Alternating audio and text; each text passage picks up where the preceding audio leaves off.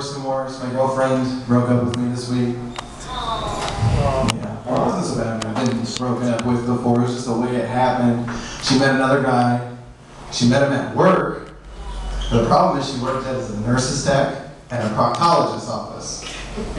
And the man she met was a patient that she was administering a colonoscopy on. So that's embarrassing. God. I still wonder what she saw in that asshole.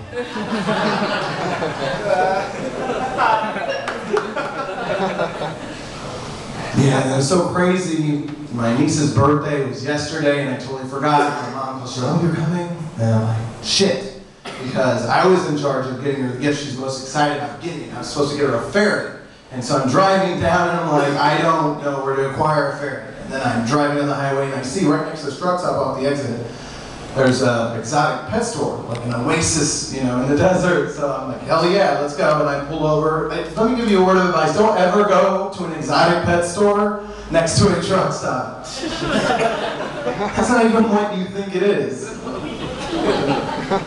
An hour and $60 bills later, my niece is still ferretless and I have sexual trauma issues.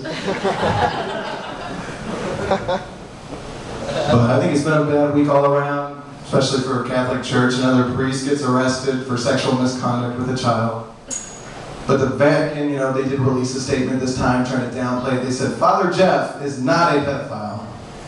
He just rubs kids the wrong way. What's the crime in that? I always wonder how we would process a priest getting arrested for anything other than sexual misconduct with a child. They'd be like, Dolores, did you hear about Father Tony? He was arrested. Oh no. Oh no, yeah, for manslaughter. Oh, thank God. Jesus. I thought I was going to have to switch churches. But I'm all totally depressing. I actually was going to share a few tips with you guys. If somebody asks you to be the official something, they're actually asking you to do them a favor. But for example, I was at my nephew's first birthday party. My sister comes up to me and she goes, hey, can you be the official? You want to be the official cake cutter? I was like, me? Official cake cutter? Pretty sure my cake cutting license expired with the county a couple years ago. How about I just be the unofficial guy doing you a favor? I'm more comfortable with that dynamic. If you tell your friend you want to live vicariously through him, and he thinks you said you want to live vicariously through him, that can really damage a friendship. Or in my case, lead to a lasting bromance. Let me say that. Woo! When you grab a pen and it inevitably does not write, here's where I'm going to step in and help you. Throw the pen away. It sounds easy, but I know you guys don't ever throw your fucking pens away. So you just come back later and hope that you're gonna draw circles for half an hour, or shake it, or suck it, or whatever you creeps do with your pens. But you gotta face it. The pens are out of ink, and then you be thrown away. That cup that sits on your bureau in your living room that has like 820 pins in it, 778 of those pins have no ink. And what's the most important, they're never gonna fucking have ink again. And really, all honesty, fuck pens altogether. When's the last time you were at your house and you used a pencil all the way down to the nub where you ran out of fucking graphite? That has never happened to you. You know how many times you can write your full name with a Holiday Inn pen? 7. And then you have to throw it away. But you won't.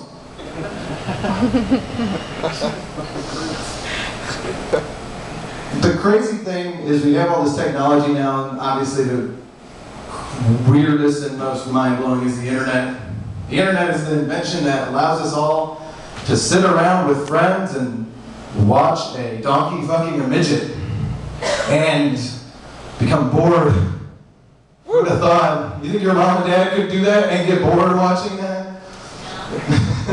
Internet is so prevalent. I read a news article that parents were outraged that their kids, 8, 10, 11 years old, were accessing porn on the internet inadvertently, just doing normal Google searches that kids would do, like water sports, and pearl necklace, and dirty Sanchez, and donkey punching, orgy, dirty toboggan, Matt Damon, the first dirty toboggan.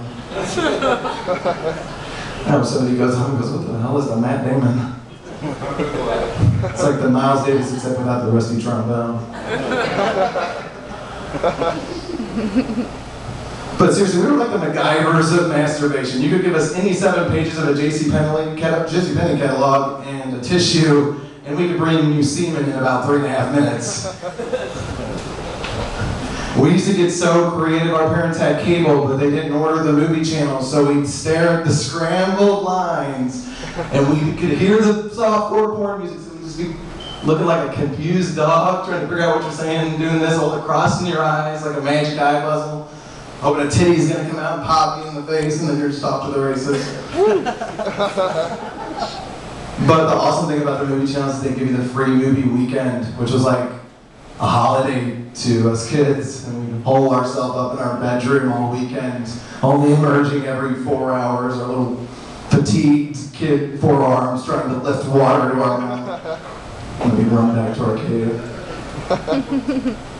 And what was cool is the movie channels were really legit about it because they actually, right after movie starts, HBO, rated R. What's the next thing they show us? Everything cool that's going to happen in the movie, right? For kids, you got fucking, graphic violence, language, nudity, rock on. That's why I know HBO is badass, because what other reason could those things be there other than to tell kids what they can and can't masturbate to in their program? That's why I order HBO. Also, if you're going to name something, I just want you to do it here. Like, say we're, Laugh Till You Come comedy event. That sounds good. Nick named it. I bet after he named it, you read it out loud. Laugh till you come. Well, that's really funny, right? And so, what's not funny is when you name something, you don't read it out loud, because every year at the Savage Center, which holds like 25,000 people, there's an event. And it's a fundraiser for Martin Luther King Jr. Day, and it's a basketball fundraiser. It's called the annual Martin Luther King Jr. Shootout. Shootout. Underneath this is 7th annual. That's exciting. They got stuck with that shit for 7 years. Good for them. All right, guys, that's my time. My name is Mark.